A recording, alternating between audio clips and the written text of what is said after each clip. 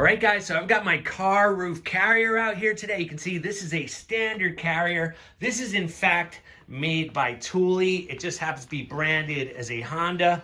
Now, the problem with this carrier is there's just one single lock in the back here. And that works perfectly fine unless someone's trying to access your carrier.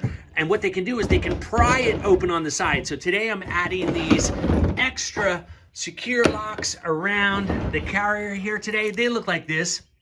I'll have a link to these down below. It's about $20 for 4 of them, so it's a really good investment to secure your rooftop carrier. Today I'll show you how I'm going to install these and how to make them so that no one can actually break them off the carrier. So these locks here have adhesive on the back. The first thing you need to do is clean the surface of the carrier where you want to install them. Here's what the cleaner looks like. It's right here. Just rub that on the outside of the carrier once you figure out where you want them. Now, I placed mine on the sides, kind of towards the back, because if people get under there, that will give them a lot of leverage to pop it open. Now, what I did is you're going to notice these pop in like this, then they lock down like this. I left a little bit of slack here so that I could maneuver the cable around the outside of the carrier like this.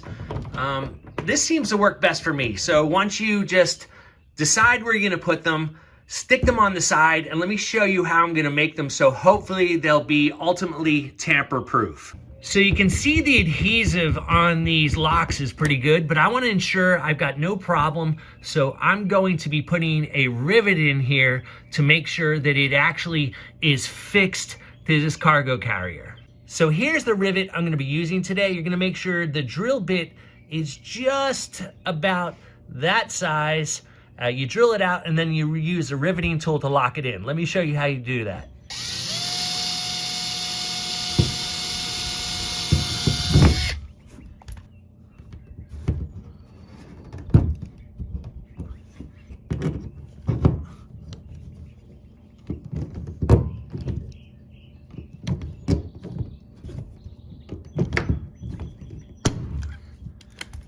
There we go. You can see it cuts it off when you're done riveting and it's nice and smooth.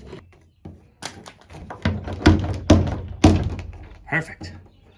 So the riveting tool I used in today's video, you can buy from Amazon. It's really cheap, and trust me, they are handy. You can see when you're done, there's no surface area. There's nothing that can be attacked there. It's just smooth. Unless you drill them out, there's no removing this plate. Now here's the lock fully installed. Let me show you how it works.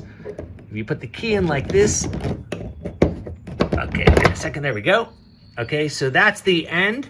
What you have to do to lock it is push it into the lock like that, spin it like that, and that's locked in, and it won't let you open the carrier at all. Now, the one thing I should tell you is before I decided where to install these, I just put my finger underneath the cables, 2 fingers like that, and that gave me enough slack so that I could easily plug it into the locking side of the lock mechanism. I just installed the coffin box on top of the car. You can see here's the lock right here. It looks awesome.